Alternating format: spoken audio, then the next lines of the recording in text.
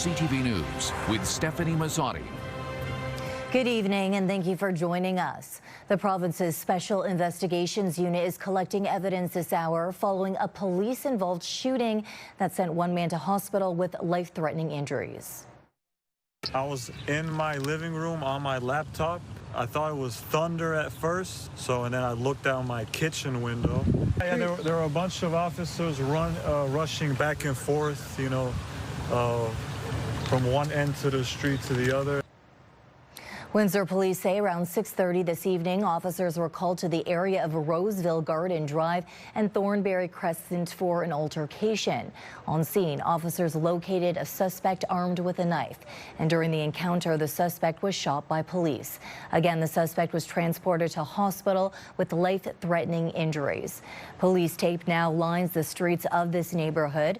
Roseville Garden Drive was closed between Charlie Brooks Drive and Thornberry Crescent. Members of the public are asked to continue to avoid the area.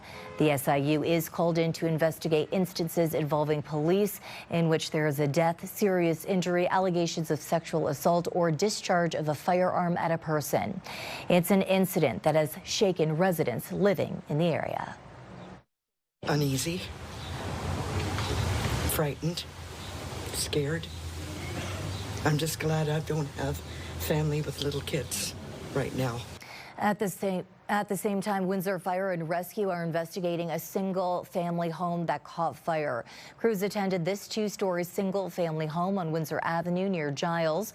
A total of 24 firefighters were on scene, plus Windsor Police and EMS services as well. Officials say the fire started in the basement. The cause and damage estimate has not been determined. Meantime, Windsor Fire continues to investigate a fire near University from last night. Around 11:30 Thursday, multiple trucks battled a fire on Currie Avenue just north of Wyandotte Street West. The home sustained $500,000 in damage, according to fire officials. Then this morning, Windsor Police investigators were on scene. They tell us it's too early to say if the fire is suspicious, but they are going door to door to talk to neighbors. 4 people have been displaced from their home as a result of the fire. Officials say extensive structure damage is making it all that more difficult to isolate what triggered this fire. A LaSalle homeowner says a late-night act of vandalism has left her feeling unsettled. Surveillance video shows a group running up to a home, repeatedly kicking a garage door, then taking off.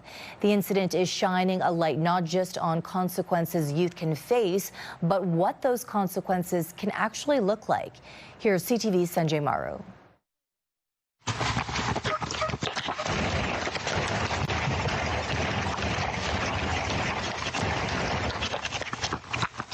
I heard something that sounded like gunshots. Late Sunday night, 4 masked people caught on camera are seen kicking a LaSalle homeowner's garage door so hard she said she could feel it from the other end of her home. It sounded like an earthquake or whatever. It felt like, the bed was shaking. The incident was reported to LaSalle police and video was posted by the homeowner to social media, generating hundreds of reactions from people demanding accountability. Some, however, are not so optimistic that will happen. This individual says even if they get caught, there will be no consequences, and these punks know it. But Youth Diversion Executive Director Joanna Conrad says that's far from the truth. When it comes to the young person and them being held accountable, I think it really matters when they have to see somebody and meet them face to face. That meeting between a young offender and their victim, Conrad says, is a key part of the restorative justice process at Youth Diversion. Oftentimes, the victim is wondering, who did this to me? Why did they do this to me?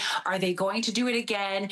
They have a lot of uneasy feelings, and they have the opportunity then to get into how it's impacted them, maybe emotionally, psychologically, financially. And in cases where the offense involves damages, Conrad says young offenders are required to pay up even if they do not have the cash right now. Not every young person is working and or has access to money. What we will recommend is if mom or dad or parents pay for the restitution, that they devise some sort of a deal at home for the young person to work that money off. But Conrad says accountability cannot end there, adding parents have to follow up at home so youth understand the cost of their actions. As for Shelley Davidson, she hopes the video encourages people to keep a more watchful eye on their community. How did it make you feel when that happened? Violated. I'm hoping that we can look out for one another in this neighborhood.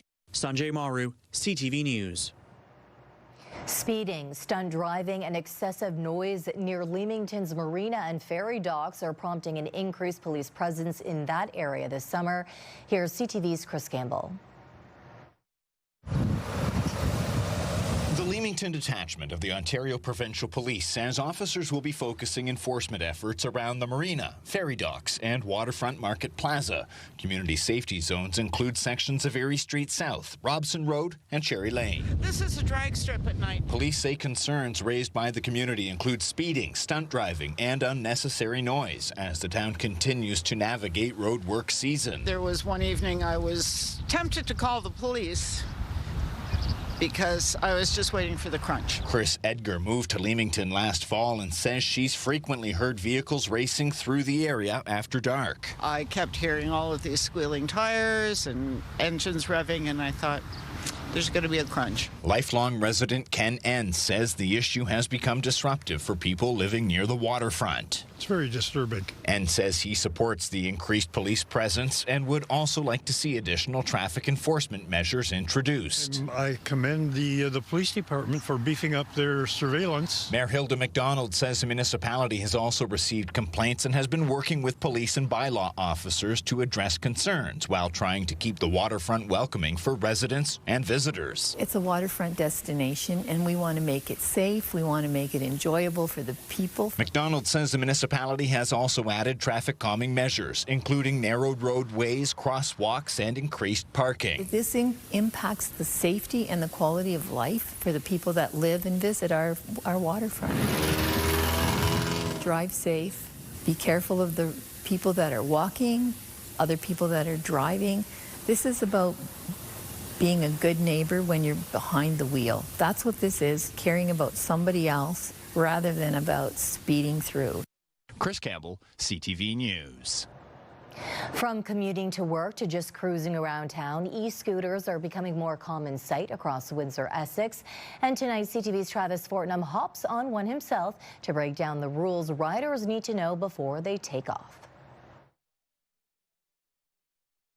Gas prices keep going up. You're probably going to see a lot more people rolling around on e-scooters. But what are the rules for when you are riding one in town? Let's go find out. Ontario is currently running an e-scooter pilot program, which means municipalities get some say in how they're used locally. Things like where you can ride, where you can park, and whether insurance is needed can change depending on the community.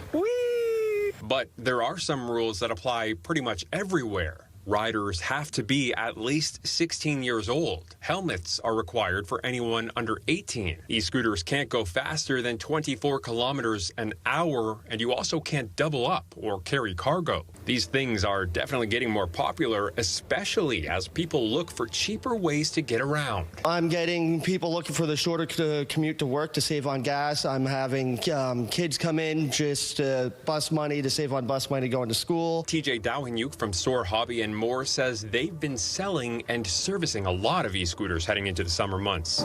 LaSalle Police also putting out a reminder this week about safety, including some of the equipment riders need after dark. A white light on the front, a red light on the back, and reflective material on the side so you can be seen. Riders also need a bell or horn because being seen and heard is important.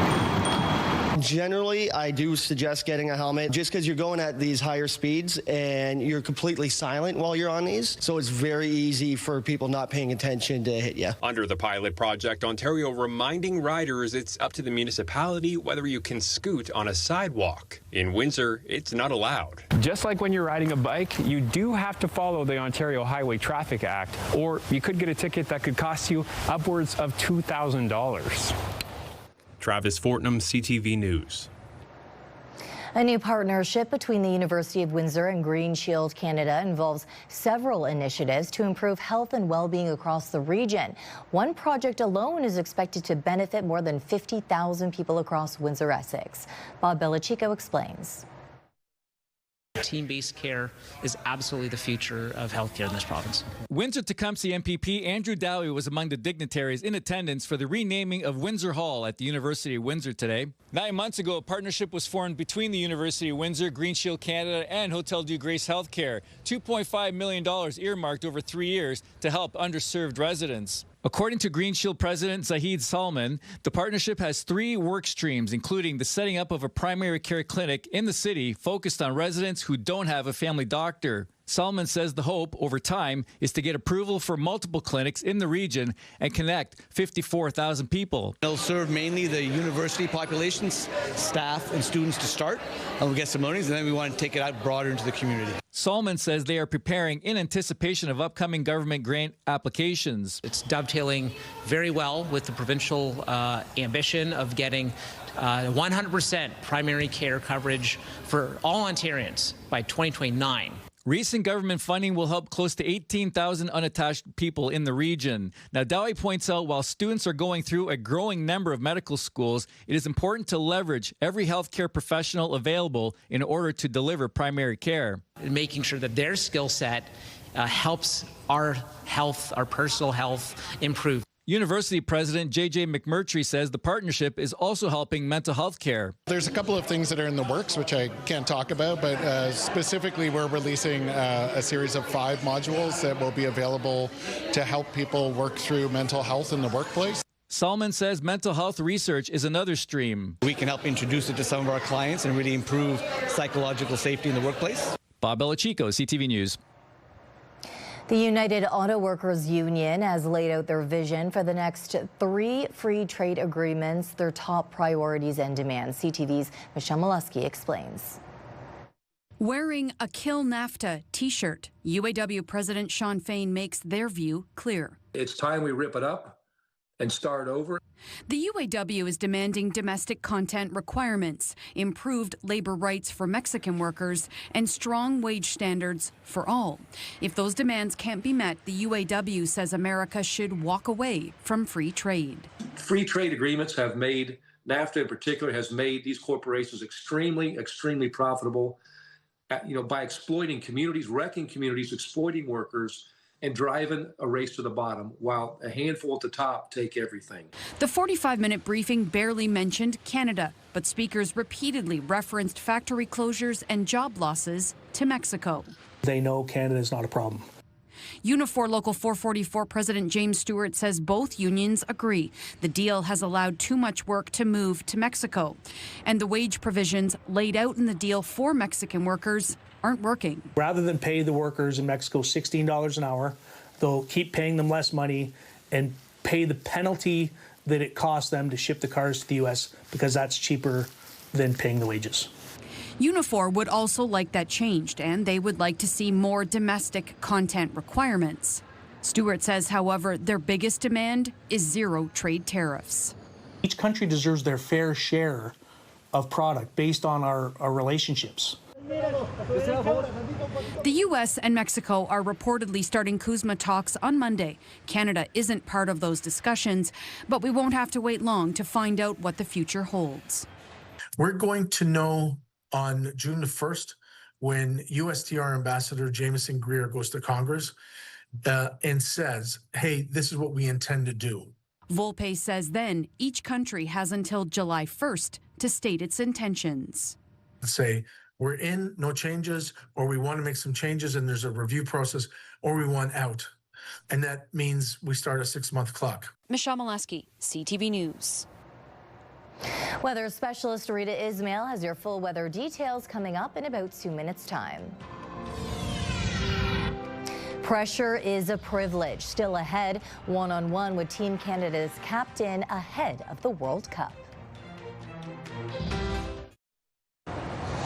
Rita joins us now with an extended look at the weather. And Rita, the morning did start off bright. Yeah, it was a good start to the day for sure, but things definitely took a turn later throughout the afternoon. We've been under overcast skies. Those clouds are starting to move in and build as we head into the night. It's all a part of that big system we've been telling you about. So we're expecting the rain to start to push through in the next hour as well. Our high today, 19 degrees, still struggling to reach what's normal for us this time of year, which is 22. The record high, 32 degrees back in 1941. As we head into the night, Steph, as we mentioned, we do have thick cloud cover right across Windsor, Essex. There's that big system, and it is going to take its time moving in and moving out. And unfortunately, if you have outdoor plans for Saturday, you might want to have a backup plan because it will be an all-day rain event for Windsor. We are going to start that rainfall around 6 a.m. There is a chance for some embedded thunderstorms as well, and it won't really let up until around supper tomorrow. And then more cloud cover, some light rainfall, and then wraparound showers possible for Sunday morning, but at this time the probability lower. There is a chance for some afternoon weather to take a turn Sunday as well. But again, the worst part of it will be Saturday. So the storm risk early on tomorrow. Our temperatures will struggle. It will be quite windy as well. Those winds gusting out of the east 30 to 50 kilometers per hour. So it'll feel cold and damp out there under that rainfall. So tomorrow's high again sitting below what's normal for this time of year, 17 degrees. We do warm up on Sunday at 23 degrees, and then we are expecting that clearing in the afternoon. So we could see the peaks of sunshine late in the day Sunday, but heading into next week, lots of sunshine in store for us and a nice big warm up too. Our temperatures will range anywhere between 22 to 26 degrees. So we'll have to weather the storm this weekend for some sunshine later next week. Stefanie? Okay, thank you, Rita. Now there's a slight reprieve for those filling up at the gas pumps just in time for the weekend, and every cent counts these days. Here's CTV's Paula Hollingsworth with how much we are saving and for how long. Every time Jordan Poole fills up, his reaction is always the same. I think, oh, there goes some more dollars in my bank account that I really would rather be putting somewhere else. Taxi driver Michael Tran says the high cost at the pumps is crushing his business. Lately, it's horrible. Now, finally some good news. The price of gas is down across the country. The average decrease was 9 cents a liter. In the Maritimes, because of government pricing regulations, gas is more expensive compared to the national average. But Nova Scotians are still enjoying a drop of more than 3 cents a liter heading into the weekend. And they're likely to see another 4-cent decrease come Saturday on average. Diesel is also down. It all should be welcome news for drivers. In the grand scheme of things, no, because you'll end up paying it next week. His instincts are correct. On Sunday, I'm expecting anywhere from a 3 to 5 cent increase. According to McTagg, as long as the war continues and the Strait of Hormuz remains blocked, any drop in gas and diesel prices will be short-lived because of the strain on the oil supply. The world today is short 1.6 billion barrels. Dan McTagg has concerns the cost of oil could jump to $150 a barrel in the coming months, which would cause gas prices to increase by as much as 40 cents a liter at a time when Canadians are expected to be driving more during the summer season. Paul Hollingsworth, CTV News, Halifax. Tim Hortons has announced a significant expansion across Canada. The coffee chain is opening 80 new restaurants and is renovating 400 other locations. This follows the decision by American coffee giant Dunkin' Donuts to re-enter the Canadian market. Tim Hortons says 280 restaurant owners are investing a total of $270 million in the revamp, while the corporation is pitching in $130 million. A new ruling from the CRTC means digital streamers will soon have to pay more for Canadian content. That means online streamers like Netflix or Disney Plus will have to contribute 15% of their Canadian revenue to Canadian content, an increase from 5%. Meanwhile, traditional broadcasters will see their amount lowered down to 25%. CRTC officials say the changes should amount to $2 billion in funding. However, some U.S. politicians are pushing back, saying the policies discriminate against American companies.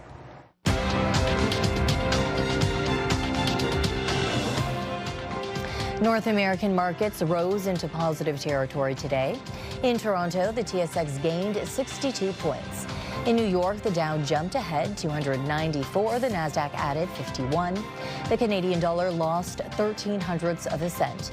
On commodity markets, gold fell almost $20 an ounce. Oil gained 25 cents a barrel. Enhanced screening at Canadian airports in the midst of an Ebola outbreak. World Health Organization officials are warning about rising infections in Central Africa, but they say the global risk remains low. With more on the Canadian response, here's CTV's Heather Wright. Passengers arriving at major ports of entry in Canada will now be asked about their travel history and any symptoms that could be related to Ebola, as the virus continues to spread rapidly in parts of Africa. Our officers are designated as screening officers under the Quarantine Act and are well trained in the event that a traveler displays any symptoms of illness. During a news conference this afternoon, Canada's top doctor gave an update on what she called a serious and evolving situation, including whether Canada will issue any travel restrictions on countries where the virus is circulating. It's important that we look at how effective things like travel bans are. We need to be looking at whether or not there is any evidence that the outbreak is escaping the area that it's currently concentrated. Dr. Joss Reimer says travel bans are ultimately a decision of cabinet. And while the Public Health Agency of Canada provides advice, Reimer would not say whether she would recommend any travel restrictions. Experts reiterate that the risk to Canadians remains low. So I think for sure there's a heightened attention to the virus and its potential for spread through travel, but the risk to places outside endemic regions are very, very low. On Monday, American officials suspended entry into the United States for 30 days for travelers without a U.S. passport who have recently been to the Democratic Republic of Congo, South Sudan, and Uganda. That ban forced a Detroit-bound Air France flight to divert to Montreal because a passenger from the DRC boarded the plane in error. They were assessed by a Public Health Agency of Canada quarantine officer, found not to have any symptoms, and have since returned to their point of origin. A person in Ontario who returned from Ethiopia with symptoms consistent with a range of illnesses was tested for Ebola out of an abundance of caution. Those tests have come back negative, and health officials are asking any passengers returning from the affected regions to monitor their symptoms for at least 21 days. Heather Wright, CTV News, Toronto. Rising jet fuel costs driven by global conflicts are adding pressure on Windsor's international airport, potentially slowing its growth plans.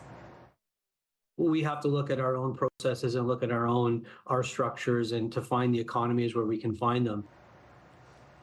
Airport CEO Mark Galvin says passenger traffic at Windsor International Airport has only recovered to about 50 to 60% of pre-pandemic levels. Now airlines are once again becoming more cautious, trimming or delaying service to protect profits. He says efforts to attract new service continues, and the airport remains open to a potential return of Flair Airlines, but warns higher fuel costs could limit flight frequency moving forward. We're not a small community. We don't serve a small catchment area. So we kind of bring that to the table to say that, you know, we have the passengers, we have the base, and then it's just the ability of the community to embrace those routes and fly them. And then the more that happens, the easier it is for the next conversation and the next conversation and the next conversation. Discussion here at Windsor City Hall. Windsor's top stories. A major project is about to get underway. Breaking news alerts. Severe weather is a possibility. And watch live. Good evening, and thank you for joining us. Download the CTV News app. Rita joins us one last time with her exclusive 7-day forecast. Stefanie, we'll definitely need that umbrella tomorrow. We are in for an all-day rain event. We have that low-pressure system pushing through. Our temperature will also struggle tomorrow, around 17 degrees, feeling cooler than that with those gusty winds out of the east, and then 23 degrees, so slight warm-up for Sunday. We're expecting a little bit of clearing in the afternoon, and then lots of sunshine next week. Our temperatures will start to climb, and they'll actually sit above seasonal Monday through to Thursday with plenty of sunshine in this forecast, especially towards the end of the week. Mainly sunny skies and a high of 26. Steph? With just 3 weeks to go until the World Cup, Team Canada defender Derek Cornelius is embracing the pressure. The Ajax Ontario native plays for one of Scotland's biggest clubs and is overcoming a significant setback. Here's CTV's chief anchor and senior editor Omar Sachedina on his journey to the top.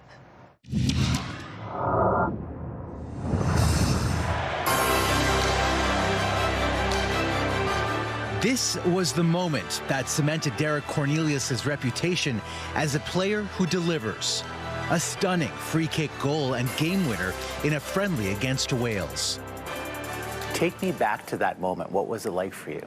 During that day, I was like, let me work on my free kick and my striking, because I always feel like I have a good strike on myself. And then in the game, I just felt good and tried to take responsibility to have a hit. And yeah, I'm just happy it went in. But just a couple of months later, a dramatic turn, a serious muscle injury in another friendly against Venezuela that required surgery and extensive rehab. I've never been injured for this amount of length period, you know. But I'm grateful, you know. I have a very good support system between my family, my fiance, my friends. That's good defending from Cornelius. A support system he's been lucky enough to have even before he discovered his love of the game. Your father was born in Barbados, your mother from Jamaica. You were raised in Ajax, Ontario. Tell me a little bit about how that upbringing influenced what you do now. Yeah, you know, they never pushed me to play professionally, you know. They just wanted to keep me active, stay out of trouble, and keep me busy, you know. But from once I made the decision that I did want to go pro and I did want this to be my career, you know, they supported me every step of the way. He began his pro career in Europe before returning to Canada with the Vancouver Whitecaps.